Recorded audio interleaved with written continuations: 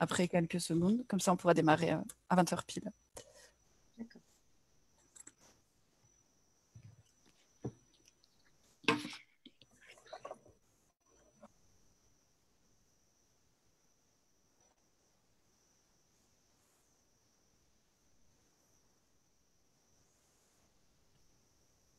Bonsoir à tous. Bonsoir Violaine Chabardès. Merci d'être avec nous ce soir.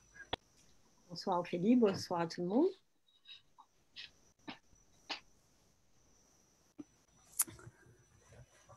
Comme d'habitude, j'attends quelques secondes, le temps que les premiers internautes nous rejoignent.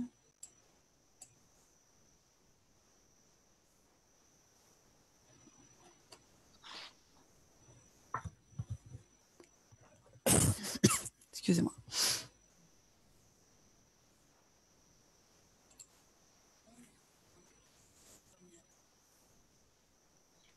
Bonsoir, je vois les premiers commentaires. Bonsoir, merci d'être avec nous ce soir. Donc bonsoir et bienvenue à toutes et à tous sur la page du Forum de l'enfance libre pour ce dernier entretien autour de la pédocriminalité, en tout cas le dernier entretien de cette série d'interviews que nous avons réalisé tout au long du mois de novembre. C'est un sujet lourd, mais malheureusement tout à fait d'actualité, face auquel la réponse est encore trop souvent le silence, l'ignorance, le déni et le tabou. Pourtant, des milliers d'enfants et d'adultes sont concernés. Comme d'habitude, avant de présenter notre invitée de ce soir, Violaine Chabardès, je fais un petit avertissement, car le sujet des violences sexuelles n'est pas un sujet anodin. En parler ou en entendre parler peut réactiver des traumatismes. Si vous vous sentez déstabilisé, perturbé par ce que vous entendez, n'hésitez pas à mettre en pause la vidéo et à y revenir plus tard. Toutes les vidéos sont disponibles en replay. Respectez vos limites, c'est très important. Pour être orienté vers une écoute, de la documentation ou un accompagnement thérapeutique, des ressources gratuites vous sont proposées automatiquement en cliquant sur l'onglet « Contacter par message privé » sur la page Facebook du Forum de l'enfance libre. Vous pouvez également nous contacter directement par mail et nous vous redirigerons associationlenfancelibre@gmail.com. Bonsoir Violaine. Oui, bonsoir. Donc Violaine Chabardès, vous êtes adjudante-chef, retraitée de la brigade de prévention de la délinquance juvénile à Lyon. Au cours de votre carrière, spécifiquement sur le sujet des violences sexuelles, vous avez notamment formé des magistrats et policiers à l'étranger, dans les Balkans et au Maghreb. Vous avez également fait de nombreuses interventions de prévention dans les écoles, auprès des enfants et des parents, et je pense des enseignants aussi. Aujourd'hui, vous poursuivez votre engagement en travaillant pour l'association Colosse au pied d'argile, une association dans le milieu sportif qui accompagne des victimes et forme des professionnels encadrant des enfants. Merci d'être avec nous ce soir pour cette dernière interview de ce forum dédié aux violences sexuelles sur mineurs. Merci à vous pour cette invitation. Peut-être pour commencer, qu'est-ce que la brigade de prévention de la délinquance juvénile? Alors, la brigade de prévention de la délinquance juvénile, le nom est peut-être pas adapté au contenu de cette unité de gendarmerie qui est vraiment particulière, qui est une unité qui a pour mission de travailler uniquement sur des dossiers de violences sexuelles commises sur les enfants, sur les mineurs, avec deux parties. La première, comme vous le disiez tout à l'heure, c'est soit de faire de la prévention ou de l'information, de la sensibilisation, donc que ce soit auprès des enfants eux-mêmes ou auprès des adultes et notamment des professionnels. Et le deuxième volet, le plus important, évidemment, même si on ne peut pas comparer les deux, c'est la prise en charge des mineurs victimes et le recueil de la parole de ces enfants dans le cadre d'une enquête judiciaire. Comment on en arrive à travailler dans une unité comme celle-ci? Alors, je pense que c'est un petit peu En tout cas, simple, comment mais vous en êtes oui. arrivé? Alors, moi, j'ai toujours aimé le contact avec les gens, particulièrement les enfants. Quand je suis rentrée en gendarmerie, j'avais aucune idée de ce que j'allais faire vraiment, mais c'est au fur et à mesure de l'avancée de ma carrière que je me suis plutôt intéressée aux victimes et principalement aux enfants. Et je voulais donner du sens à ce que je faisais. Et là, j'ai vraiment trouvé le sens de mon métier et de l'aide qu'on pouvait apporter à ces témoins et ces enfants qui, par définition, avaient des difficultés à ouvrir la parole et à faire des révélations sur ce qui pouvait leur arriver. D'accord. Quelles sont les situations que vous avez le plus souvent rencontrées dans votre pratique au sein de cette brigade? Alors, je veux dire, la difficulté, parce que notre travail au quotidien, c'était uniquement la prise en compte des enfants victimes, donc Mhm. c'était que cette matière-là.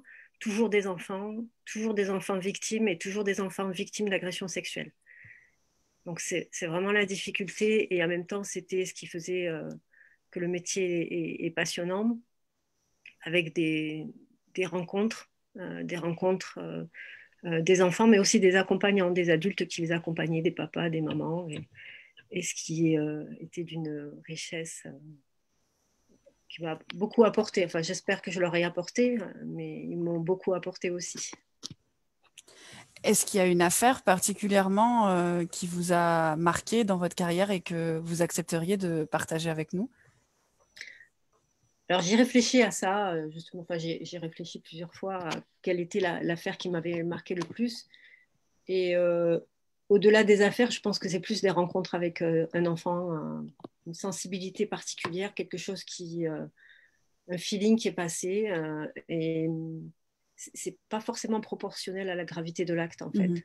Donc, j'ai vu et j'ai entendu, je crois, des affaires les plus sordides les unes que les autres. Euh, voilà, c'est plutôt un enfant qui va me dire quelque chose ou qui va avoir une attitude qui va plus me marquer au fond que son histoire ou son vécu.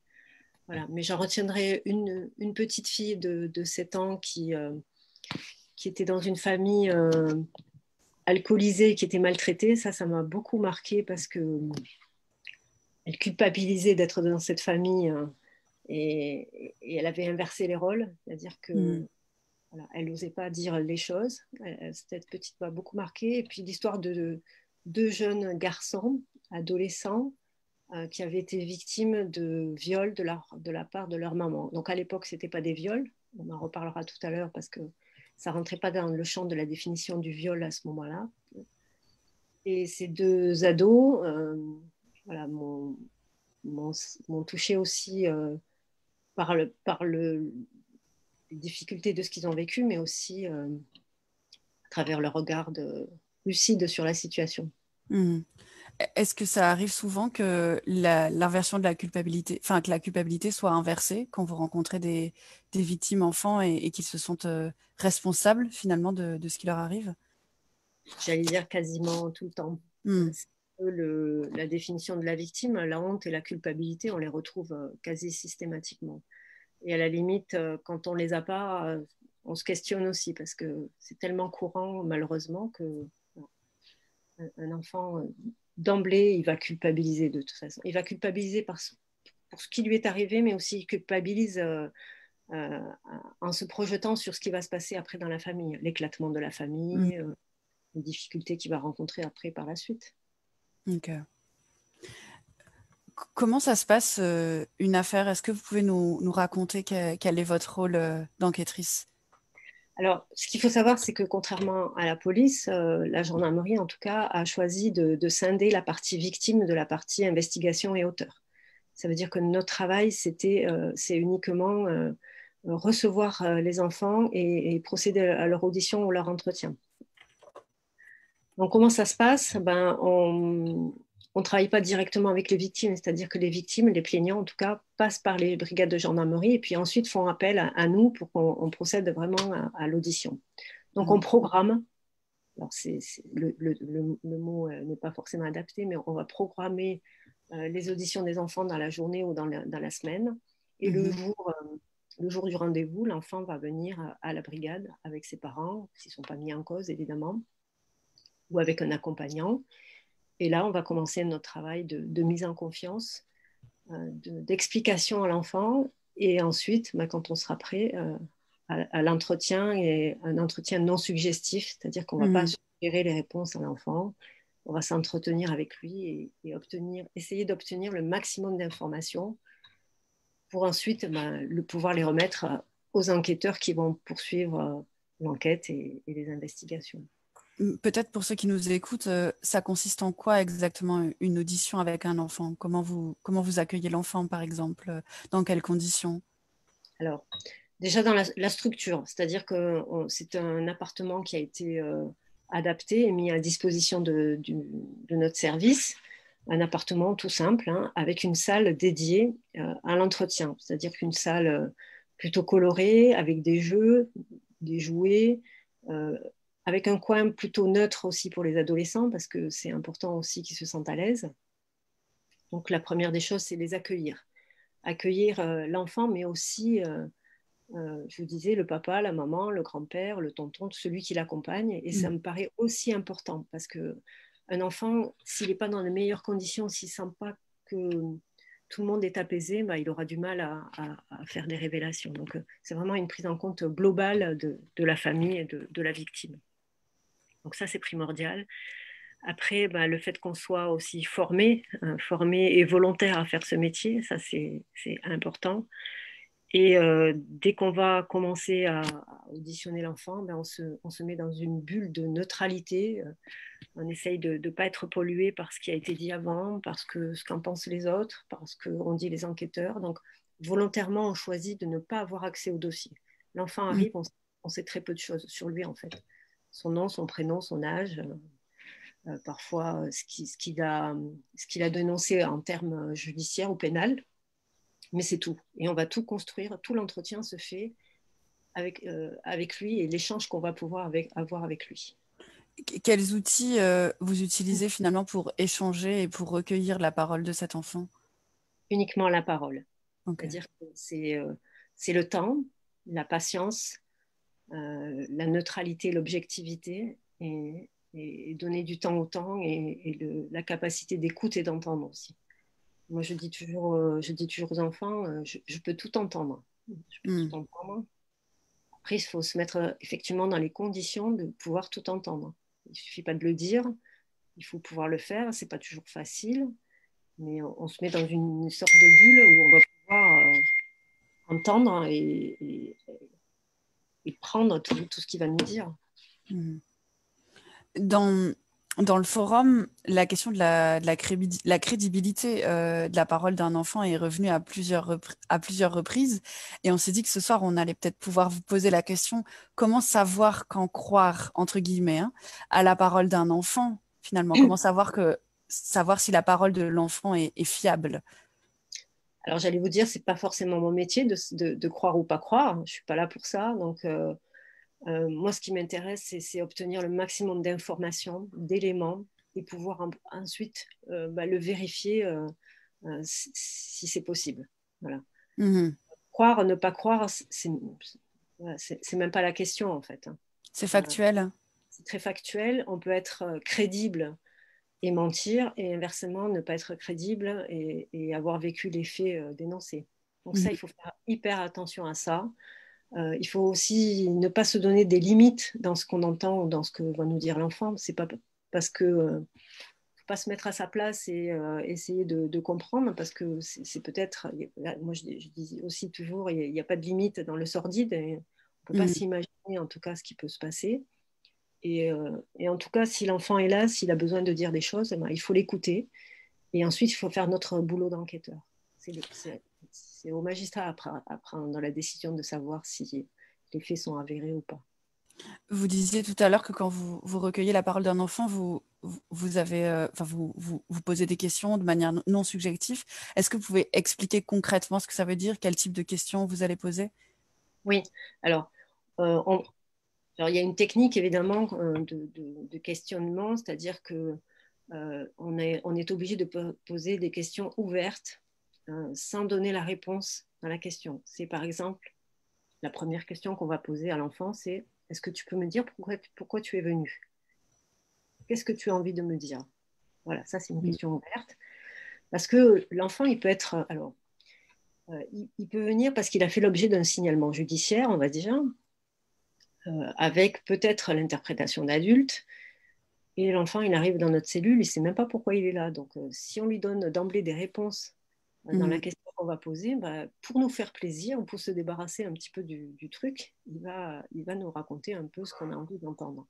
Donc, ça, surtout pas. Vous imaginez bien que ça peut être dangereux.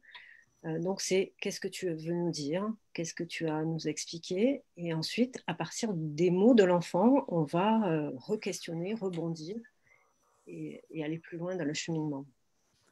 Comment vous décelez dans ce qui est dit, ce qui est à comprendre au sens littéral ou ce qui est imagé en fait chez l'enfant? On sait que l'enfant n'emploie pas forcément les mots qu'on pourrait employer en tant qu'adulte, Mmh. puisqu'il n'a pas forcément, enfin, il ne connaît pas ces mots, ce n'est pas à sa portée. Alors, un enfant, quand il va nous répondre, obligatoirement, tout ce qui va nous répondre, on va le reprendre et le re-questionner de façon différente pour savoir si ce qu'il dit, ça correspond vraiment à ce qu'on en pense. Mhm. Je vous donne un exemple que je cite régulièrement et qui m'est arrivé. Une petite fille qui me dit bah, pourquoi tu es là? Et elle me dit je viens parce que mon papa il est toujours tout nu. D'accord? Alors explique-moi pour toi qu'est-ce que ça veut dire tout nu? Et elle m'a dit bah, tu sais bien il a jamais son t-shirt. Ok. Donc là bah, j'ai compris ce qu'elle voulait dire, mais si j'avais pas re-questionné ce terme-là, non, je partais sur une fausse direction. Mhm. Donc ne jamais employer les termes avant que l'enfant les prononce, ça c'est important. D'accord. Comment vous êtes formé à recueillir cette parole dans la gendarmerie? Alors, on a des stages de techniques d'entretien et d'audition qui se font avec des professionnels, pas forcément que des gendarmes d'ailleurs, hein, c'est des psychologues, des criminologues, enfin, il y a pas mal de professionnels qui sont dans cet univers-là. Et ensuite, c'est l'apport de l'expérience de 500 auditions par an quand on est en poste. Il y a une question d'un auditeur qui demande et si l'enfant ne dit rien et qui vous dit j'ai rien à dire, malgré le fait qu'il vit peut-être des choses à la maison, vous faites comment? Alors, ça m'est arrivé rarement, hein. Et les seules fois où c'est arrivé, bon, on a continué à discuter avec à l'enfant, on a respecté le fait qu'il ne veuille pas en parler. C'est pour ça que je vous disais tout à l'heure, il faut avoir beaucoup de patience. Et on lui a expliqué bah, l'intérêt de parler pour lui, pour cet enfant-là, mais aussi pour éventuellement le mise en cause, parce que Mhm. c'est important aussi qu'il y ait une prise en charge de l'individu ou des individus qui l'ont agressé ou qui lui ont fait du mal. Et c'est aussi important, et là, souvent, ça fait réagir quand on leur dit que il y a peut-être d'autres victimes ou cet individu peut faire d'autres victimes et que ben, la culpabilité qu'il porte aujourd'hui, elle sera d'autant plus importante si par ailleurs il devait y avoir d'autres victimes par la suite. Donc on essaie d'en parler avec lui librement. Ça m'est arrivé une fois de le laisser repartir alors qu'il n'avait pas parlé et il Mhm. est revenu le lendemain. Donc on laisse toujours la porte ouverte de dire ben, voilà, aujourd'hui c'est peut-être pas possible, mais dès que tu peux, bah, tu reviens nous voir. Vous accueillez combien d'enfants enfin, vous faites combien d'auditions Alors, pour vous donner un ordre d'idée, moi, j'ai commencé, enfin, j'étais chef de service pendant 5 ans. Au début, je suis arrivée, on avait 250 à peu près auditions par an. Je suis partie, on en avait presque 500 par an. Donc, Est-ce que l'augmentation est significative parce que la parole se libère ou pour quelle autre raison? oui, alors effectivement, d'une part parce que la parole se libère et que de plus en plus les professionnels sont sensibilisés et détectent les situations, et ça, on peut que s'en réjouir. D'autre part, il y a quand même une augmentation du nombre des victimes, non pas parce qu'il y a plus d'agressions, je pense, mais il y a aussi des infractions qui n'existaient pas et qu'on voit Mhm. depuis quelques années, notamment avec tout ce qui est harcèlement sur les réseaux sociaux, harcèlement sexuel, voilà, mise en situation par rapport au Internet, enfin voilà. Ok. Et par rapport à ces nouvelles effractions qui font partie des violences sexuelles que peuvent subir des enfants, comment, comment se... J'ai perdu ma question, pardon. Comment les gendarmes, de manière générale, sont-ils formés aux violences sexuelles? Vous avez parlé des formations que vous aviez au sein de cette brigade qui est extrêmement spécifique, mais parfois l'enfant va se retrouver à la gendarmerie face à des gendarmes Oui. Est-ce que face à d'autres gendarmes, est-ce que ces gendarmes sont aussi formés aux violences sexuelles? Alors, tous ne le sont pas, effectivement. La plupart sont sensibilisés quand même, hein, de toute façon. Mais surtout, tous les gendarmes, hein, en tout cas ce qui s'est passé sur le département du Rhône, c'était ça, avaient pour consigne de ne pas questionner l'enfant avant qu'on soit saisi du dossier. Et on leur explique que c'est une scène de crime, en fait. Alors, le terme fait un peu peur, mais en tout cas, la parole ou la mémoire de l'enfant, c'est une scène de crime qu'il ne faut pas piétiner. Et ne pas piétiner, ne pas questionner. Donc voilà, on prend en compte l'enfant, on lui explique ce qu'on attend de lui, ce qui va se passer, mais surtout, on ne lui pose pas de questions. S'il parle, on le laisse parler, mais en aucun cas, on vient piétiner cette mémoire et cette parole. Est-ce que c'est quelque chose que vous pouvez conseiller aussi aux parents qui ont un doute ou aux enseignants ou aux médecins qui va signaler une situation?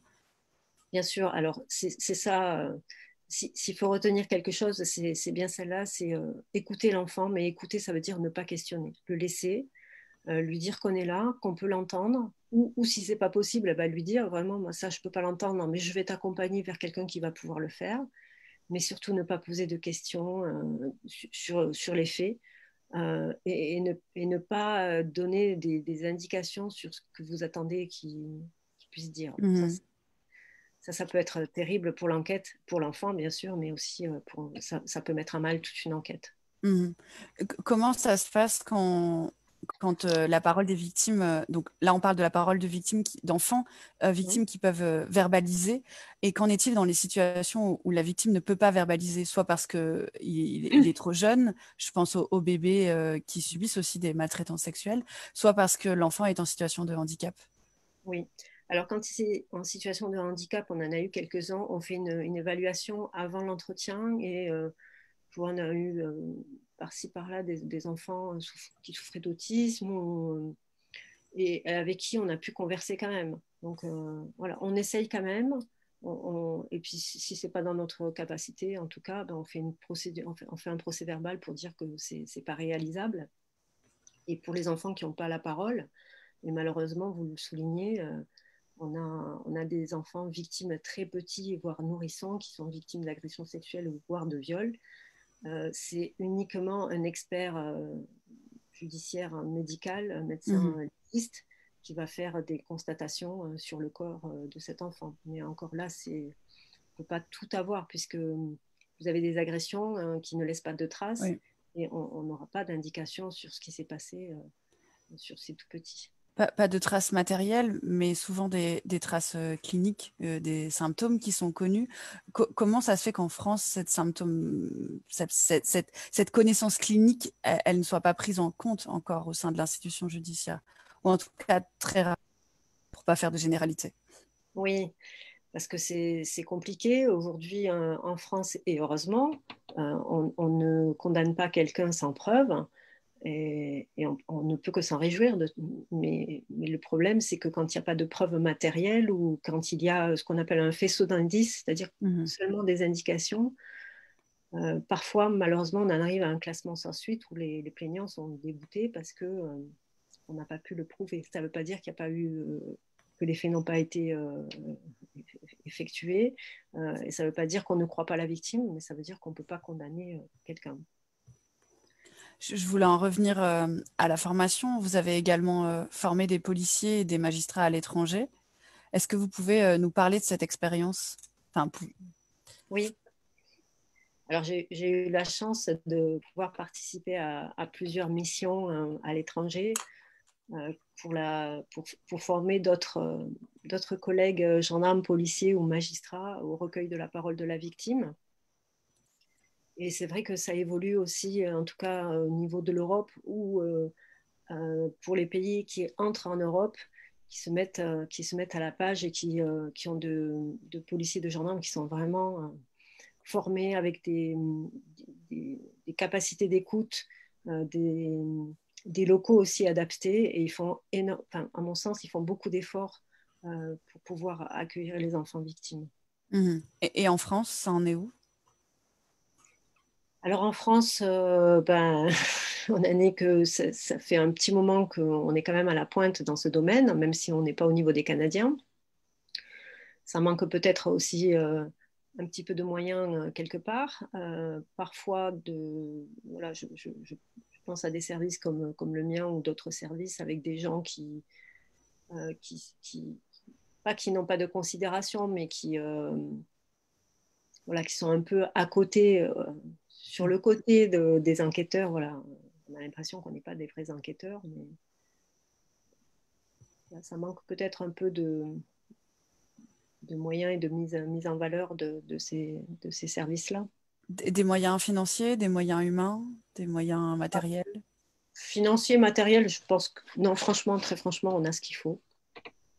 Mais je crois que ce n'est pas le plus important. Le moyen matériel, si on a la volonté et si on a l'envie de faire, on peut obtenir vraiment de très bons résultats.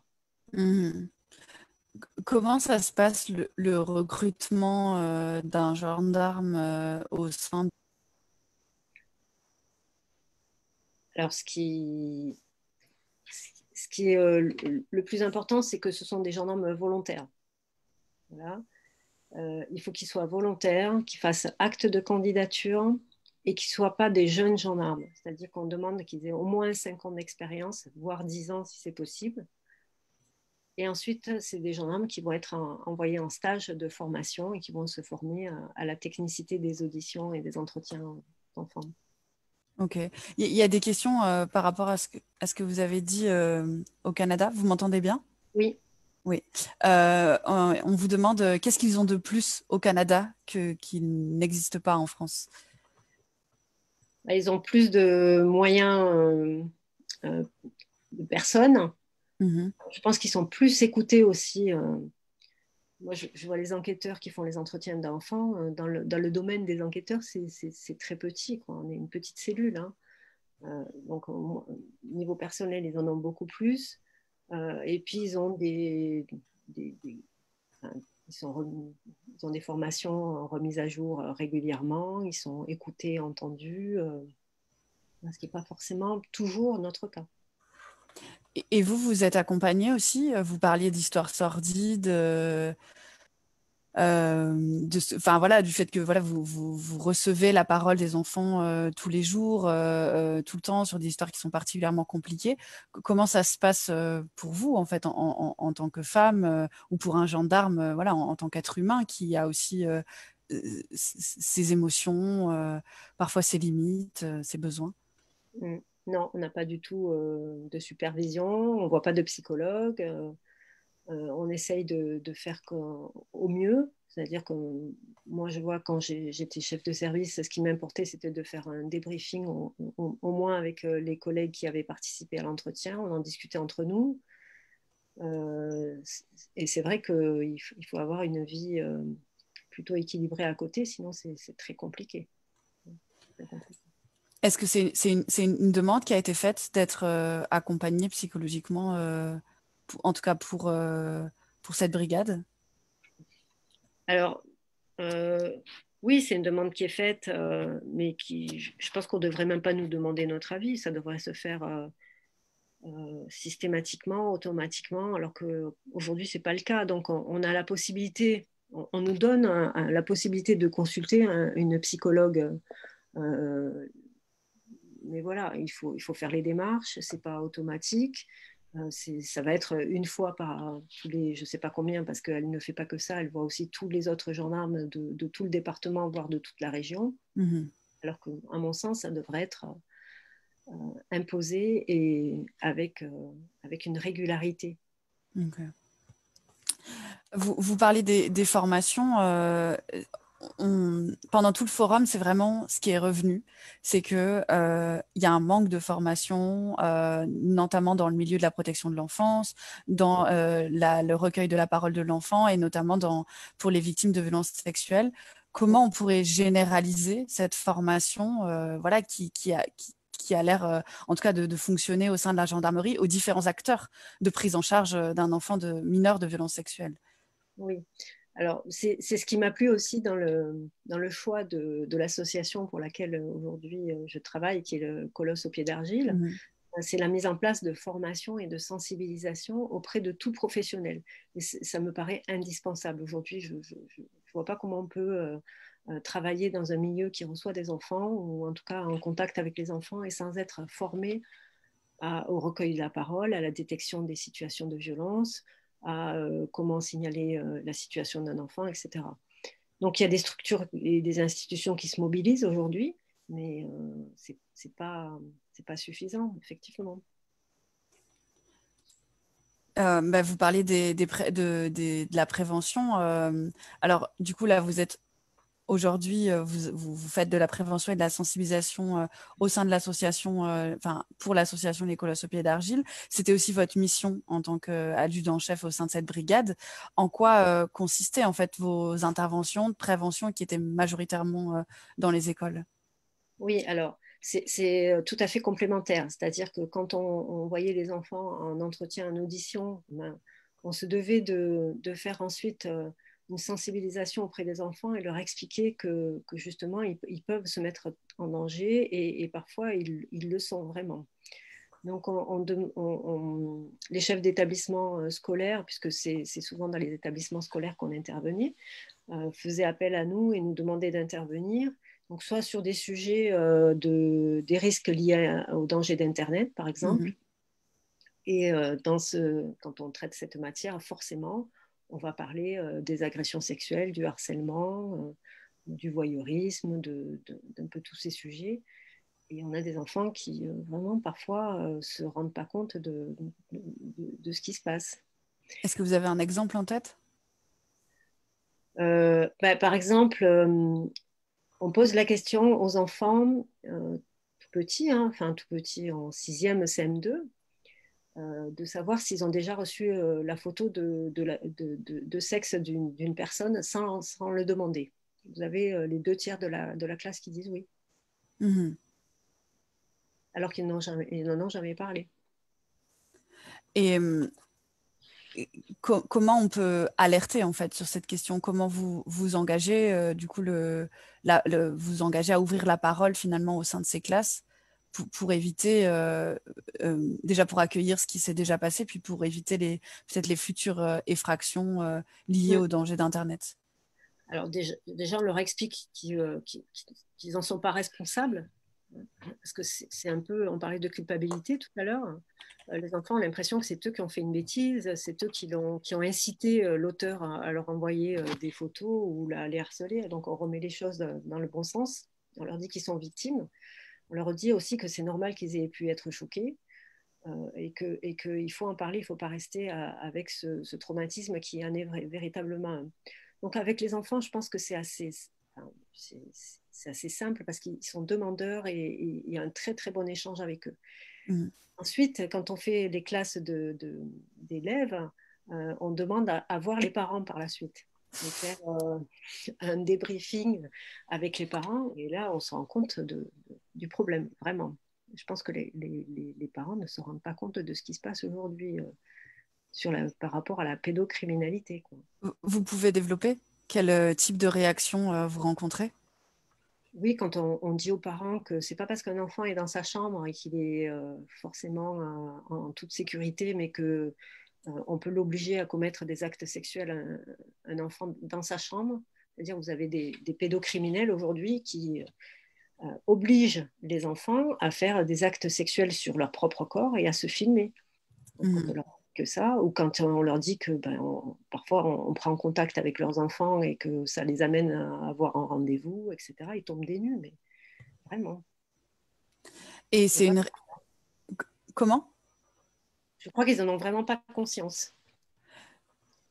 Et comment on pourrait développer finalement cette prise de conscience que le danger... Alors, peut-être ma question avant, c'est finalement qui sont les agresseurs aujourd'hui? Qu'est-ce qu'on entend par le terme agresseur? Alors, les agresseurs, si on parle sur le net, hein, Oui. pas forcément physiquement, sur le net, ça peut être tout le monde et n'importe qui. D'autres enfants, pour commencer, d'autres adolescents, quelqu'un qui connaissent, c'est souvent quelqu'un qui connaissent et dans leur entourage, au même titre que quand ils sont victimes de violences physiques. Hein, donc ça, c'est le même entourage. Plus, vous rajoutez les pédocriminels qui sont sur le net et qui prennent le temps, qui ont le temps, qui savent parler le même langage que les enfants, qui savent rentrer en contact avec eux, qui passent des jours, voire des semaines, et qui arrivent à entrer, à avoir une relation avec ces petits ou cette petite. Comment vous déconstruisez cette image de l'agresseur, du violeur, qui est un peu une image de monstre et qui finalement n'est plus du tout, et n'a jamais d'ailleurs été d'actualité sur Internet? Ça, franchement, c'est compliqué. Et plus avec les adultes qu'avec les enfants. Les enfants, je pense qu'ils en ont conscience parce qu'ils le voient et ils s'en rendent compte. En tout cas, ils ont toujours quelqu'un autour d'eux qui a été victime de ce genre de situation. Pour les parents, c'est plus complexe. Ils sont encore dans comme vous le dites, le mythe de l'agresseur, du papy qui va à la sortie de l'école avec un imperméable. On en est encore Mmh. là aujourd'hui en 2020. C'est ça qui est hallucinant, quoi. Quand on leur dit que oui, malheureusement, ça existe, mais c'est un pourcentage infime, qu'il faut faire de la prévention, mais pour mettre en garde contre tous les agissements de tout le monde. Peut-être que quelqu'un de la famille, peut-être un enfant du même âge, peut-être leur mamie, leur tata. Enfin, voilà, il ne faut pas le dire comme ça, évidemment, hein, mais Pourquoi? je pense qu'il faut quand même il faut quand même que les enfants gardent confiance en l'adulte. Mmh. Parce que tous les adultes ne sont pas agresseurs, heureusement, mais certains le sont. Donc l'important, c'est de dire, il faut garder confiance en l'adulte, mais en tout cas, si tu sens qu'il y a quelque chose qui ne va pas, que ce soit un adulte, un enfant, que tu connaisses, que tu ne connaisses pas, ben, il faut en parler pour que ça s'arrête. Mmh. Comment les parents reçoivent cette information, cette sensibilisation? Est-ce qu'ils se sentent concernés? Ou Ah est-ce... oui, Ouais. ah oui, ah oui, vraiment, ils se sentent concernés, ils sont consternés, ils sont parfois sidérés, enfin, la plupart, ils nous disent, mais pourquoi on ne nous l'a pas dit avant? Pourquoi il n'y a pas d'information? Pourquoi les messages ne passent pas? Il y a très peu de sensibilisation, comme vous le disiez tout à l'heure, il y a très peu de sensibilisation, de formation. Je crois que la thématique fait peur encore aujourd'hui. Mmh. Et on n'ose pas, moi je le vois encore aujourd'hui dans mon métier, on n'ose pas organiser des réunions pour en parler parce que ça fait peur, parce qu'on a l'impression que si on en parle, il va y en avoir encore plus. Qu'est-ce qui Non, fait peur? je crois que c'est le sujet qui fait peur. Et, de se rendre compte que ça peut être tout le monde et n'importe qui, ça fait peur aussi. Vous parliez que parfois ça peut être des jeunes, des auteurs mineurs, enfin pas forcément des auteurs d'ailleurs, mais des adolescents qui vont piéger ou harceler sexuellement sur la toile. Oui. Euh, Est-ce que c'est nouveau? Est-ce que c'est récent? Et comment vous abordez cette question-là avec les parents et les enfants ou les professionnels? Alors oui, c'est nouveau et c'est récent. Et je crois que malheureusement, ça s'est encore amplifié avec le confinement, hein, puisque on parle d'agression, de harcèlement en groupe, même sur des jeunes filles principalement, avec Mhm. tout ce qui est ficha, là, le harcèlement sur une personne en particulier en la nommant et en donnant presque son identité et son numéro de département. On récupère des photos de cette jeune fille ou de cette adolescente ou de cet adolescent et ensuite on la piège et on lui en demande d'autres pour pouvoir la harceler encore plus. Voilà, ça, c'est des situations qu'on n'avait pas avant, évidemment.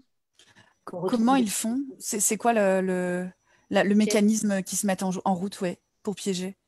Alors, c'est souvent des jeunes filles ou des jeunes garçons qui donnent la première photo, en tout cas la première image, le premier cliché de façon volontaire. C'est-à-dire qu'ils sont en confiance avec quelqu'un, souvent quelqu'un qu'ils connaissent. Ça peut être, et ça c'est le cas classique, c'est le petit copain, la petite copine. Mhm. On est en confiance, voilà, on lui demande de nous faire une photo un peu dénudée, bon, on le fait, on lui envoie. Et puis quand on est séparés, quand on n'est plus ensemble, ben, l'individu s'en sert, l'utilise et fait du chantage pour obtenir soit des faveurs sexuelles, soit obtenir d'autres clichés et qui va mettre en ligne ou qui va diffuser à l'insu de la victime. Ça, c'est Mhm. terrible parce que c'est l'humiliation ultime et des victimes qui sont très très mal. Comment les parents ou les adultes qui se rendent compte ou perçoivent ou tout d'un coup voient ce qui se passe peuvent désamorcer ces situations qui sont très douloureuses en fait. Enfin, c'est du harcèlement. Oui, oui, c'est du harcèlement. Alors déjà, il faut qu'ils soient conscients et qu'ils mettent le mot de harcèlement sur ça et non pas banaliser. Ça, c'est important aussi de ne pas penser que ça va passer comme ça en quelques minutes. Ce n'est pas le cas et au contraire, la situation peut s'aggraver si on ne la prend pas en compte.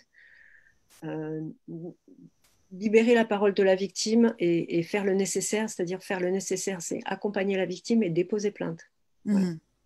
Montrer que ce qui est arrivé, c'est interdit par la loi, que leur enfant est victime et qu'il n'a rien fait de mal et qu'il subit les conséquences. Prise de conscience, ça c'est la première des choses. Quel est le conseil que vous pouvez donner aux parents qui peuvent surprendre leur enfant face à des images qu'ils n'ont pas choisi de voir ou qui vont tout d'un coup avoir un comportement déplacé qu'ils n'avaient pas avant sur des sujets de sexualité? Alors malheureusement, on va dire les parents qui se rendent compte qu'un de leurs enfants s'expose nu ou fait des clichés, première réaction malheureusement c'est de les gronder. Mm. Et bon, c'est humain et on ne va pas juger évidemment parce que c'est un réflexe plutôt parfois souvent même de protection, mais ça referme la victime dans son mutisme et ça l'empêche de parler et ça le culpabilise encore plus. Donc c'est pas évident, mais je pense qu'il faut vraiment discuter avec cet enfant, savoir pourquoi il fait ça, avec qui, depuis combien de temps ça s'est passé, ce qu'il a pu envoyer aussi et ce qu'il a pu voir. Mhm. Est-ce qu'il a envoyé plusieurs photos, plusieurs vidéos, comment ça s'est passé, comment ça s'est installé, et puis qu'il y ait une réelle prise de conscience avec un dépôt de plainte, en tout cas, si c'est ce genre d'agissement. Là, il ne faut vraiment pas hésiter à déposer plainte. Vous parlez d'une augmentation de ce genre de situation avec le confinement, les réseaux qui deviennent de plus en plus puissants, enfin Internet, voilà, c'est de plus en plus utilisé. Euh, comment, attendez, je réfléchis à ma question. Comment faire en fait pour protéger ces enfants qui finalement ont accès à des images très facilement de pornographie ou même des fois des fenêtres qui pop, c'est-à-dire qui apparaissent quand ils vont jouer à des jeux, etc. Comment les protéger de ça quand finalement il y en a partout? Alors, je pense qu'on ne peut les protéger que si on parle avec eux. C'est la Mm. meilleure prévention des protections. On ne peut pas interdire, on ne peut pas leur enlever le téléphone ni l'ordinateur, ça ne marchera pas. Il faut vraiment leur expliquer, leur parler, leur dire de quoi sont capables les uns les autres, ce qu'ils peuvent voir, que s'ils voient quelque chose qui leur fait violence, eh ben, qu'il faut en parler. Et puis peut-être aussi d'aller avec eux. Quand un enfant il joue en ligne, bah, peut-être s'intéresser un petit peu à ce qu'il fait, voir comment il le fait, et lui dire les choses. Ils ne sont pas plus bêtes que Mhm. rien, hein. Quand on leur dit, bah, tu vois, tu es en train d'accepter quelqu'un, bah, est-ce que tu le connais vraiment? Est-ce que c'est son vrai nom? Est-ce que tu es sûr de l'avoir identifié? Et petit à petit, bah, ils se protègent et ils vont arriver à se protéger eux-mêmes. Est-ce que ces actions de sensibilisation permettent de mettre en lumière des situations violentes, dangereuses pour certains enfants? Je pense notamment dans les écoles. Oui, alors quand on intervient dans les écoles, surtout avec Colosse au pied d'argile, on prend tout le temps un moment à la fin de la sensibilisation pour recevoir de façon individuelle les enfants qui le demanderaient ou qui voudraient nous parler. On leur dit, si tu as quelque chose à nous dire, même si tu n'as jamais parlé à quelqu'un, si ça te fait du mal et que tu veux le dire, ben, on est là, on reçoit la parole, quitte à faire un signalement si besoin ou leur Mhm. expliquer ce dont il s'agit. À partir de quel âge vous intervenez dans les écoles? Alors, en principe, moi, quand j'ai commencé à faire de la prévention sur les risques des dangers Internet, j'ai commencé, c'était pour les quatrièmes et troisièmes, il y a une dizaine d'années. Aujourd'hui, c'est CM1, CM2, quoi. Le pic statistiquement, les adolescents, et notamment les adolescentes, sont victimes d'agressions sexuelles entre 11 ans et 15 ans. C'est à peu près les statistiques. Donc, c'est à ce niveau-là qu'il faut intervenir aussi. D'accord. Sixième. Après, je pense que c'est un travail de longue haleine. Il faut revenir souvent et régulièrement, mais le mieux, Et, c'est et, de revenir petit. et pourquoi vous intervenez pas plus petit? Alors, c'est difficile d'intervenir plus petit, hein. Je crois qu'il faut une formation spécifique pour les tout petits. En tout cas, on peut pas leur dire et on peut pas. Je pense que c'est important de leur faire de la prévention quand ils sont plus petits, encore plus petits, mais au niveau de l'organisation, c'est plus compliqué. Mhm. Il faut intervenir sur un temps plus petit D'accord. et peut-être revenir plusieurs fois dans l'année, ce qui aujourd'hui n'est pas mis en place. Mhm. Est-ce que est-ce que cette mise en place d'interventions plus jeunes pourrait aussi désamorcer finalement des situations plus tard? Quand on avait parlé au téléphone, vous m'aviez dit, mais quand on arrive en CM1, CM2, ils ont déjà des idées préconçues, des stéréotypes, des choses qui sont déjà installées. Et peut-être intervenir plus petit, ça permettrait d'éviter cette installation et du coup, ces croyances, ces stéréotypes par rapport aux violences sexuelles de Oui, oui, manière bien générale. oui, oui, tout à fait. Après, c'est juste une question de moyens et Mm. d'organisation. Moi, si c'était possible, je le ferais tout le temps. C'est-à-dire que je pense que ce n'est pas une intervention ponctuelle qu'il faut. C'est déjà beaucoup et c'est déjà bien. Mais je pense qu'il faut y revenir régulièrement. Il faut que tous les adultes aussi, bon, faut parler d'autres choses évidemment, mais que les parents soient formés pour prendre le relais derrière, ce qui n'est pas Mhm. forcément le cas. Les parents, c'est difficile pour un parent de faire de la prévention des violences sexuelles. Donc, dire à son enfant, attention dehors, ne monte pas en voiture avec un inconnu, ça, je crois qu'on l'a tous fait.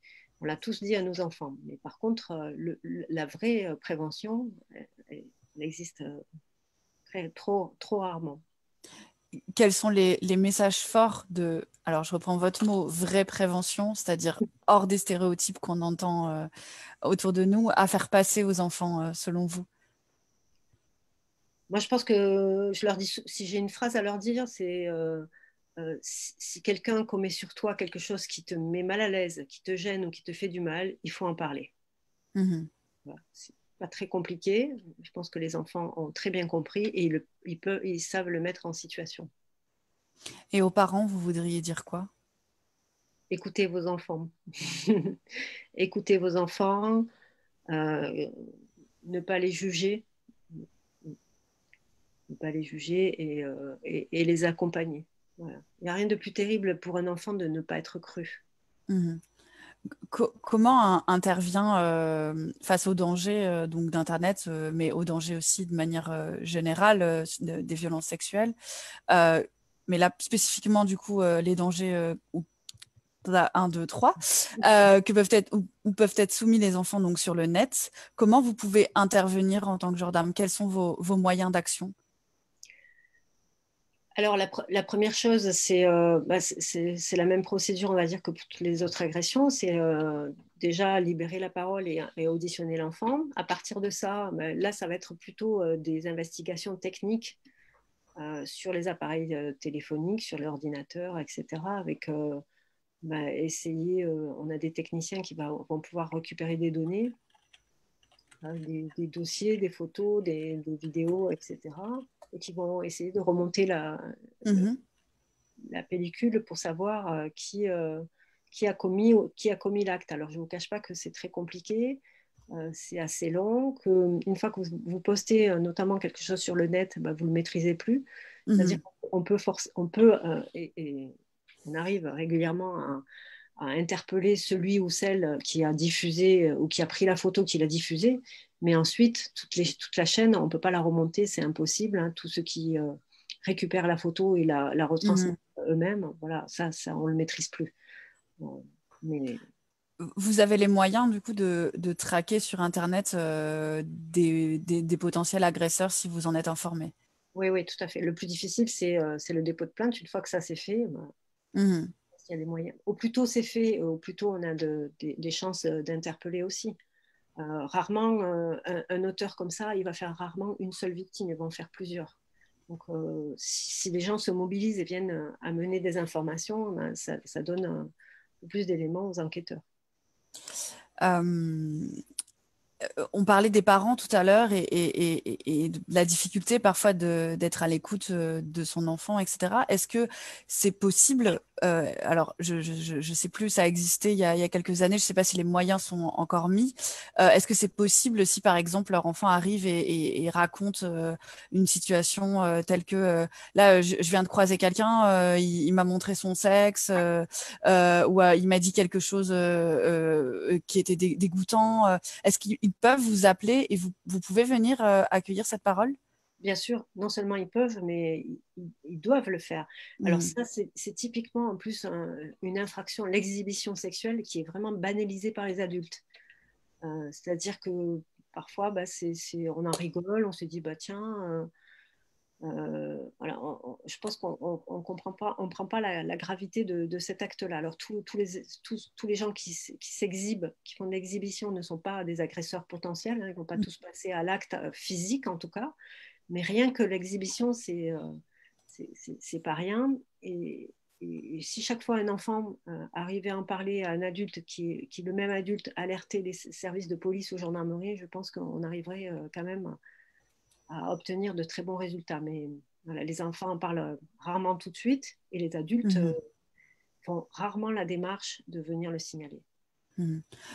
Comment ça se passe dans les écoles on en a beaucoup parlé lors de la journée de harcèlement qui avait lieu, je crois que c'était le 5 novembre ou le 6 novembre. Euh, Est-ce qu'il existe des chiffres sur ces problématiques qu'on retrouve dans les écoles et qui vont pousser parfois les enfants jusqu'au suicide? Alors les chiffres, je ne pourrais pas vous les donner parce que je ne les ai pas. C'est vrai que le suicide, c'est l'acte ultime et il y en a toujours trop de toute façon, même s'il y en a un, c'est un de trop évidemment. Mais en plus de ces suicides, il y a le mal-être général des enfants, la déscolarisation, Oui. la dépression, l'isolement, etc. Et ça, voilà, ça arrive plus que ce qu'on Mhm. croit, en tout cas. Et comment on peut sortir nous, on a beaucoup, enfin, on a eu beaucoup de retours de parents qui racontaient ce qui pouvait se passer dans les toilettes, des filles qui allaient aux toilettes ensemble pour éviter qu'il y ait une intrusion d'un garçon ou qu'il y ait attouchement, etc. Et c'est des choses qui sont encore extrêmement tabous, notamment dans l'institution scolaire. Comment on peut sortir finalement de cette omerta sur les violences sexuelles entre enfants qui ont lieu aussi dans les lieux scolaires, dans les écoles. Oui, oui, oui, c'est vrai. Et alors, vous parlez de collège, mais même chez les tout petits, Oui, j'ai pas parlé de collège, mais ça existe aussi en primaire, malheureusement. Oui. et il y a toujours un endroit dans les écoles où les enfants vont et qu'aucun adulte ne voit. Oui. Ça, on l'a tout le temps. Donc, effectivement, là, on en revient encore une fois à l'information, à la formation, à la prévention, la sensibilisation. Tout ça fait que les adultes ne repèrent pas ces situations Mhm. quand elles se passent sous leur nez et ils ont du mal à récupérer les éléments quand un enfant vient signaler la situation. Donc, je pense que déjà, ça devrait être la première chose à faire. Et puis peut-être entre les parents d'élèves et les établissements scolaires, ben, je sais ils ont des discussions sur des tas de sujets, peut-être évaluer pas la sécurité parce que c'est fait évidemment, mais les endroits où c'est propice à ce genre d'agression et mettre en place des éléments de protection, mettre des murs qui vont jusqu'en bas pour les toilettes, par exemple, c'est assez Mhm. simple. Voilà, des choses qui sont très simples à mettre en place, mais parfois on n'y pense pas. Quelle est la grille de lecture pour un parent qui peut alerter? Alors, j'allais dire le changement de comportement de son enfant, que ce soit de façon positive ou négative. Un enfant qui surinvestit aussi ses loisirs ou ses études, bah, ça doit alerter aussi, en tout cas autant qu'un enfant qui ne s'investit plus dans ses études, l'absentéisme, les fugues, le mal-être général, l'alcool, les addictions. Il y a tellement d'indices. Enfin, un indice comme ça, enfin un élément comme ça sorti du contexte, ça ne veut rien dire, mais quand vous en avez Mhm. plusieurs, bah, c'est là où il faut peut-être commencer à parler avec son enfant et lui demander si ça va, s'il a quelque chose à dire, qu'on est capable de tout entendre, c'est ça aussi, qu'on est capable de l'entendre sans le juger. Et je vous l'ai dit tout à l'heure, même en professionnel, c'est pas toujours évident. Donc, en tant que parent, j'imagine que c'est encore plus compliqué. Mhm. Quelle est la réalité aujourd'hui des violences sexuelles entre mineurs? J'ai un chiffre qui est celui de 25% d'auteurs des agressions sexuelles sont des auteurs mineurs. C'est ça. 25% des agresseurs sont mineurs. Et pour 73% d'entre eux, ils ont commis des viols, hein, Mhm. si j'ai bien les chiffres. C'est aussi important pour eux, pour ces auteurs-là, de mettre en action la loi, la justice et leur signifier que ce qu'ils font, ils n'ont pas le droit de le faire. Donc c'est aussi important pour eux, le dépôt de plainte, enfin, ça ne fait pas tout, mais c'est aussi important pour ces agresseurs de mettre fin à leurs agissements et de les faire prendre en compte, en charge par des professionnels médicaux ou psychologues. Et selon vous, les adolescents et jeunes adultes sont-ils bien sensibilisés à ce qu'est une violence sexuelle, un consentement, un non-consentement? Ça, c'est vraiment la difficulté de notre travail, c'est qu'on a parfois alors je mets des guillemets sur ce que je dis, une incompréhension entre les deux acteurs. C'est-à-dire qu'on a du côté un ou une victime, en tout cas, qui vient déposer plainte ou qui vient nous faire des révélations parce qu'elle n'était pas d'accord avec ce qui s'est passé, mais elle ne l'a pas forcément signifié. Mhm. Et en face, quelqu'un qui, pour le coup, était d'accord, bien sûr, mais qui n'a pas forcément demandé ou qui a fait fi du consentement. Donc, on a tous les deux qui se rencontrent et qui font que on a, en tout cas, de notre vocabulaire, on a une victime et un auteur, ou en tout cas une plaignante et un mise en cause. Tous les deux paraissent avoir leur vérité, et puis ça donne lieu à un classement sans suite ou pas de poursuite, Mhm. parce qu'il y a un problème sur le consentement ou l'absence de consentement. Donc, là, on parle d'adolescents hein, qui ont Oui, oui, bien sûr. en général entre 15 Du et même âge, 18 on va ans. dire, entre 15 et 18 ans. Comment on peut sortir en fait de cette zone que vous avez appelée avec, je trouve justesse, une zone grise quelque part, face à une réalité qui est un manque de sensibilisation dans de la sexualité, de ce qu'est le consentement, de ce que veut dire une violence sexuelle. Alors pendant longtemps et même encore aujourd'hui, on dit, alors souvent c'est les filles hein, qu'on vise, mais c'est la même chose pour les garçons. On leur dit que quand on n'est pas d'accord, il faut le dire et il faut montrer son absence de consentement. On prévient plus rarement les garçons ou en tout cas le partenaire de demander aussi le consentement. Mhm. Et de leur dire que si leur partenaire n'est pas en état de le donner, qu'il ne faut pas continuer. Il faut Mhm. respecter cette, cette absence de consentement matérialisée, on va dire. Mhm. Ça, c'est un vrai souci, oui. Et qu'est-ce que vous répondez alors c'est une problématique qu'on entend rarement, mais qui existe aux jeunes filles en fait qui sont amoureuses de leurs copains et puis qui vont accepter par amour de faire des choses dont elles ne sont pas d'accord avec d'autres hommes, d'autres jeunes hommes, d'autres adolescents. Là, c'est difficile parce qu'elles ne sont pas d'accord, elles ne le signifient pas. Donc, elles renvoient un message qui n'est pas le bon, euh, sans les culpabiliser, bien sûr, Mhm. encore une fois. Hein. Mais en tout cas, celui qui est avec elle, il ne va pas se poser des questions et lui, il va penser qu'elle est consentante. Alors, moi, quand on intervient, c'est au niveau de l'enquête judiciaire, on aura du mal à prouver l'absence de consentement. Mhm. Si on ne prouve pas l'absence de consentement, il n'y aura pas de poursuite contre son agresseur. Finalement, quelle est la solution? Ce serait de demander à chaque fois comment on pourrait faire pour sortir de cette zone grise. Je pense qu'on faudrait demander à la personne si elle est vraiment d'accord ou pas. Et quand la personne n'est pas en capacité, n'arrive pas, ne sait pas, ne peut pas dire non parce qu'elle a peur, parce que... Ben, il faut pas continuer. Faut arrêter l'acte ou ne pas le commencer en tout cas et attendre que cette personne puisse notifier son consentement ou pas. On doit vous parler pour celui qui est enfin pour la personne aussi, Oui, enfin le couple quelque part, le enfin couple, le voilà. binôme. Ouais. Sauf que dans la réalité, on sait très bien que c'est plus compliqué que ça. Oui. Est-ce que vous constatez un malaise avec la sexualité chez les jeunes que vous avez rencontrés ou que vous rencontrez? Malaise ou trop à l'aise des fois. Mmh.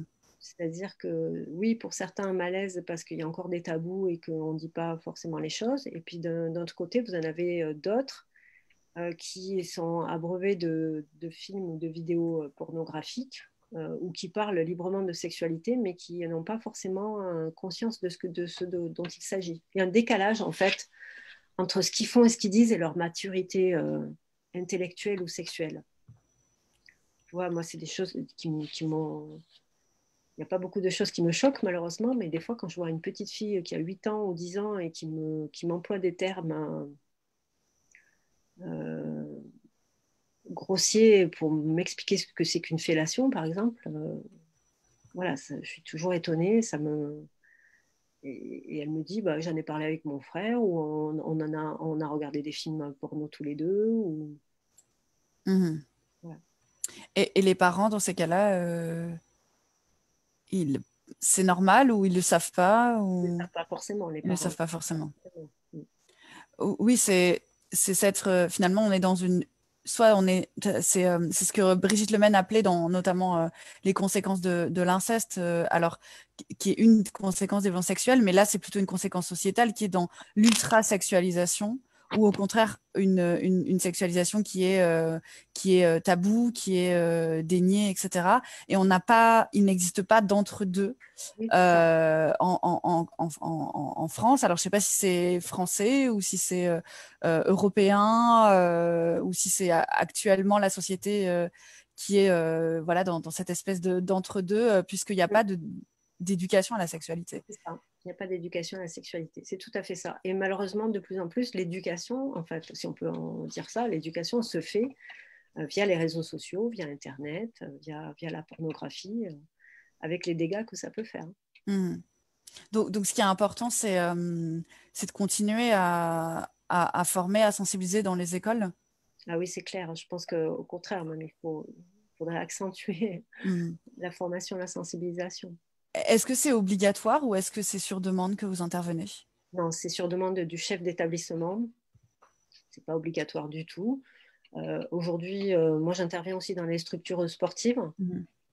Parce qu'il n'y a pas que l'éducation nationale, il y a tous les endroits où on peut avoir des enfants ou des jeunes, donc les structures sportives, culturelles aussi, un enfant qui va faire de la musique, voilà, qui se retrouve avec d'autres enfants ou avec des adultes, bah, il est potentiellement aussi dans le même danger que celui qui va faire du sport ou ailleurs. Mmh. Moi, je pense qu'on devrait généraliser et homogénéiser les interventions pour ces enfants. Ben, comment faire quand on voit que finalement les parents ont des difficultés à aborder ce sujet-là? C'est quelque chose qu'on a discuté avec Nicole Andrieux, qui est sage-femme et qui accompagne des futurs parents ou des parents ou des parents. On a parlé aussi avec Florence Thibault, qui est donc chercheuse universitaire pour la prise en charge des auteurs d'agressions sexuelles et qui avait fait une alerte au niveau du gouvernement et de l'État en disant mais il y a une problématique liée à la pornographie qui fait effraction et qui va entraîner des passages à l'acte, notamment chez les adolescents. Et on lui a répondu, alors je vais la parapher parce que je ne me rappelle pas des mots exacts, on lui a dit que ça n'était pas possible puisque qu'ils n'avaient pas d'axe de prise d'action, puisque les images n'étaient pas en serveur, étaient au serveur aux États-Unis et que du coup ça ne correspondait pas, on ne pouvait pas intervenir avec la loi française. Et ça a été un statu quo et elle a alerté plusieurs fois et à chaque fois on lui répondait c'est pas possible et du coup on se retrouve avec une espèce de comment faire finalement pour faire bouger les choses. Oui, alors l'accès à la pornographie en elle-même, je pense qu'effectivement, on ne peut pas la maîtriser en tout cas. Parce Mhm. que sur les réseaux sociaux, Internet, etc., ça nous dépasse. Et ce qu'il faut faire, c'est vraiment de la prévention dans le sens strict du terme, en amont, et prévenir les enfants de ce qu'ils peuvent voir, de ce qui peut se passer, et leur expliquer que la pornographie, bah, ce n'est pas la réalité. Ça, il y a très peu le font. Que ce Mhm. soit les parents ou les professionnels, il y en a très peu qui en parlent aux enfants. Mhm. Il y a une question d'une maman qui demande si les parents délégués peuvent-ils en faire la demande auprès du chef d'établissement. Oui, ils peuvent en faire la demande et souvent ils sont écoutés. D'accord. Donc voilà. Après, c'est la façon de formuler les choses. C'est pas dire attention, dans cet établissement il y a un problème, mais au contraire, on aimerait bien qu'il y ait une sensibilisation parce que c'est aussi afficher un message fort de Mhm. dire bah, chez nous, on a envie de prévenir les enfants, on a envie de prévenir aussi les adultes, les sensibiliser et les aider dans la détection des situations. Mhm. Et vous parliez du monde du sport. On a reçu Sarah Abitbol et Hélène Romano qui avait travaillé à l'INSEP. Est-ce qu'il y a encore une omerta par rapport aux violences sexuelles dans ce monde-là?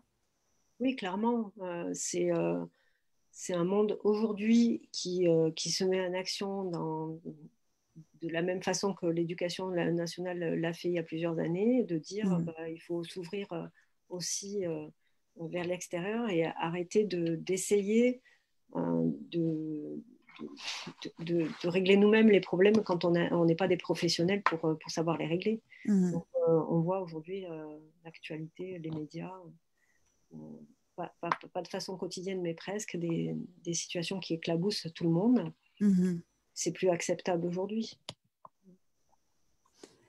Je voulais aborder un dernier point avec vous. Oui. Ce sera peut-être le sujet de notre prochain forum. C'est par rapport à la pédocriminalité féminine. On en parle peu, mais vous avez accepté d'en parler un peu avec nous. Ce soir, j'ai quelques questions. Quelle est la réalité aujourd'hui de la pédocriminalité féminine? Alors moi, je pense qu'elle est plus importante que les chiffres et que les statistiques et que les faits qu'on a recensés. Alors, Ouais, j'ai pas d'études. Pardon, on a été coupé. oui, je disais qu'on parle de 3%. Tant Oui, que voilà, Florence Thibault nous parlait de 3%. Ouais. c'est ça. C'est les chiffres qu'on a. Effectivement, je pense ils sont en deçà de la réalité. Euh, Moi, je l'ai vu euh, dans la réaction de mes propres collègues. Quand on a en accusation une femme, mais on va prendre plus de pincettes, on y croit moins, on essaye de trouver des arguments pour dire que c'est pas possible.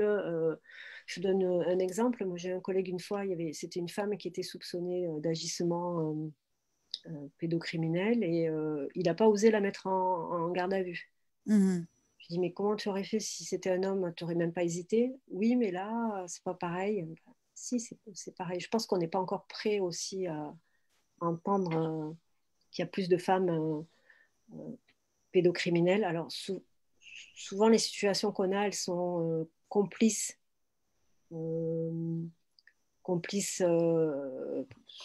passives, on va dire. C'est-à-dire qu'elles savent les choses, mais elles ne les disent pas. Mhm. Et rarement, on a des situations où elles agissent. Moi, je crois que j'en ai eu, euh, en tout cas, un, c'est sûr. J'en ai eu deux ou trois cas. Deux ou trois cas. Des cas sordides, mais deux ou trois cas. Voilà. Ok. Révélés. Ouais, Révélés. où elles agissent Où elles agissent. où elles agissent. Ok. Ouais.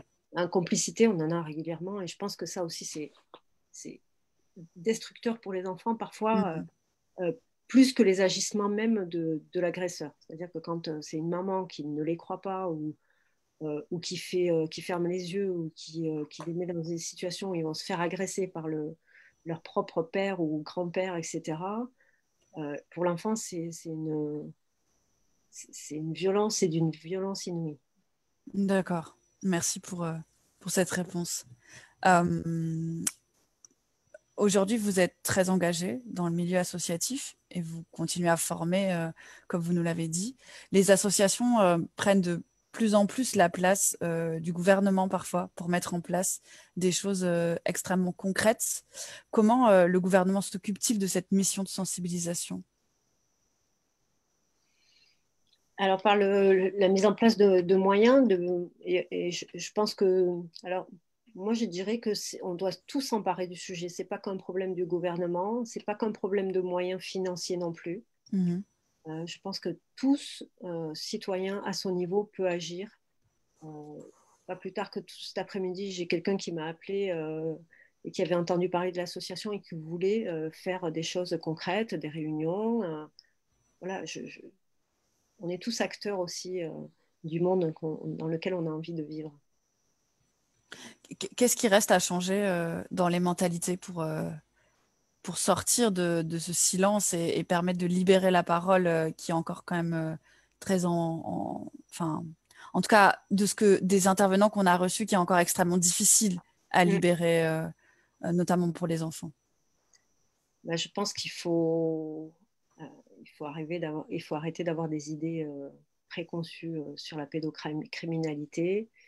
Et surtout, il faut donner un crédit de bonne foi aux enfants plutôt qu'aux adultes aussi. Faut équilibrer les choses. On a plus peur aujourd'hui de déshonorer quelqu'un, et c'est grave de dire des choses qui sont inexactes contre quelqu'un sur des agissements qui ne seraient pas fondés, mais c'est aussi grave de ne pas écouter la parole d'un enfant. Il y a une question pour vous. On vous demande si vous formez les particuliers. Oui. Alors, on fait des formations en ligne qui sont ouvertes à tous les particuliers. Donc, il faut aller sur l'adresse de l'Écolos au pied d'argile. Il y a des formations en ce moment, en plus en visioconférence, puisque c'est plus simple. Mais ensuite, on intervient aussi sur tout type de public et des parents et des professionnels, des bénévoles. Ils se regroupent et puis ils font appel à nous pour une sensibilisation, une formation. Oui, bien sûr. Est-ce que c'est possible de s'arrêter dans cet engagement que vous avez pris de combat quelque part pour protéger les enfants victimes de violences sexuelles? Non. Non, c'est sûr. J'ai fait ça, pas toute ma carrière, mais presque. Et chaque fois que je suis partie, pour des tas de raisons, et puis parce que c'est difficile aussi, voilà, on sort pas indemne de ce combat, c'est évident. Mais chaque fois, je suis revenue. Est-ce que vous voulez ajouter quelque chose? Non, moi je suis plutôt quelqu'un de positif, donc je me dis que la preuve ce soir, c'est que d'en parler, ça fait avancer les choses. Donc il faut continuer à en parler, il faut continuer à mobiliser. Et il n'y a que comme ça qu'on protégera nos enfants, en tout cas. Merci Violaine Chabardès d'avoir été avec nous ce soir. Merci à vous. Pour cette dernière soirée en live du forum dédié aux violences sexuelles sur mineurs. Merci à tous les intervenants que nous avons reçus dans ces entretiens et à tous ceux qui ont contribué à rendre possible ce forum. Merci à vous aussi, auditeurs. Un spécial merci à Jean-Guillaume Bélier, Manuel Lang et Élodie Bayard qui sont derrière et qui me relaient les commentaires et qui m'accompagnent finalement pour faire tout ce travail de préparation et de questions. Continuez à partager ces vidéos, parlez-en autour de vous pour pouvoir ouvrir le message et continuer à libérer la parole sur ces sujets. En plus des vidéos, vous pouvez retrouver sur la page Facebook du Forum de l'Enfance Libre tous les nombreux renvois vers le travail de chacun des invités que nous avons reçus. Le document ressources pourrait être orienté vers un accompagnement ou de la documentation reste disponible via l'onglet messages privés, même après ce forum, pour ceux qui nous regardent en replay. Ce forum dédié aux violences sexuelles sur mineurs était le premier volet d'une série qu'on espère en 4 temps. Et nous vous proposerons prochainement un deuxième forum dédié à la pédophilie féminine qui nous paraît très important parce qu'encore très peu étudié, même au niveau de la recherche sur ce sujet-là. Alors, pédophilie féminine et pédocriminalité, bien entendu. L'association L'Enfance Libre aborde par ailleurs de nombreux thèmes autour de l'enfance, l'éducation, les violences éducatives, les violences sexuelles et bien d'autres sujets. Donc, nous vous donnons rendez-vous bientôt pour ouvrir un nouveau dossier autour de l'enfance. Nous espérons que vous serez avec nous et nous vous tiendrons informés sur cette page des prochains événements. Merci à tous. Merci encore, Violaine, d'avoir été avec nous ce soir. Merci à vous et bonne soirée. Bonne soirée, à bientôt.